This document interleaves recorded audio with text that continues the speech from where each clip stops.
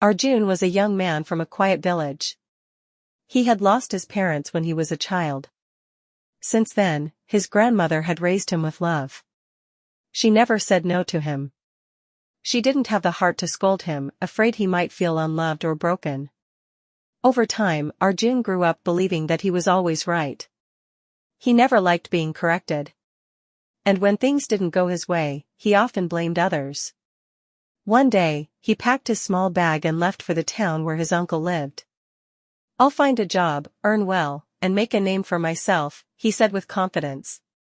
At first, everything felt exciting. He tried working at a shop, but quit after a small argument. He joined a delivery service but left because the manager asked him to follow rules. Wherever he went, things didn't work out. People said he had talent but no patience. He got angry easily and never listened. After many failed attempts, his uncle sat him down and said, "Arjun, your problem is not outside. It's inside you. I know someone who has helped many people. A monk who lives by the river. Go and speak to him." Arjun rolled his eyes but went anyway. It was evening when he reached the small hut near the river. The monk was sitting quietly, eyes closed, listening to the wind. Arjun walked up and said loudly, "I heard you tell people the secret to success. Tell me too. I want to know." The monk opened his eyes slowly. He looked at Arjun but didn't say much. Then in a calm voice, he said, "I do not speak in the evenings. Come tomorrow morning at exactly 5 a.m. Arjun turned and left. The next morning, he woke up late and reached the hut at 5:10 a.m. The monk was sweeping the ground. He looked at Arjun and said, "You are late. Come again tomorrow. At 5 a.m. The next day, Arjun arrived on time. The monk said, "Go to the river and bring me some water." Arjun was confused but did it. He filled a pot and brought it back. The monk nodded. "Come again tomorrow." This went on for days. Each morning, Arjun would wake up early, walk to the river, bring water, and leave. He wanted to complain but something inside stopped him. Slowly, without knowing, his anger faded. He didn't feel like arguing anymore. He started to enjoy the silence. The river. The morning air. The simple task.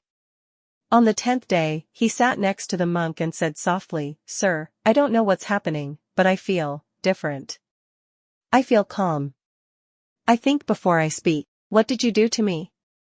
The monk smiled. "I didn't do anything. You did it yourself. On your first day, you were proud and angry. That's why people kept distance from you. I didn't teach you with words. I gave you time. A task. A routine. You came back each day. You showed up." Arjun looked down, thinking about it. The monk continued, "Success is not about knowing everything or doing everything quickly. It's about showing up. It's about listening. Being patient. Owning your mistakes. Being kind to others. That is the real secret." Arjun nodded slowly. The words felt real. He returned to town, not the same Arjun anymore.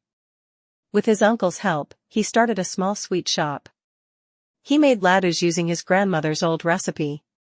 He smiled at customers, listened to their feedback, and stayed patient even on slow days. People started noticing. One by one, they returned, not just for the sweets, but for Arjun's warmth. His shop became known for its simple taste and quiet charm. The boy who once never listened now listened to everyone, especially to his heart.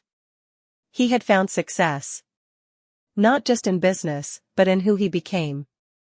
Sometimes, the greatest change happens quietly, not through speeches or books, but by simply showing up, choosing patience over pride, growth over ego, and realizing that success isn't something you chase, but something you become.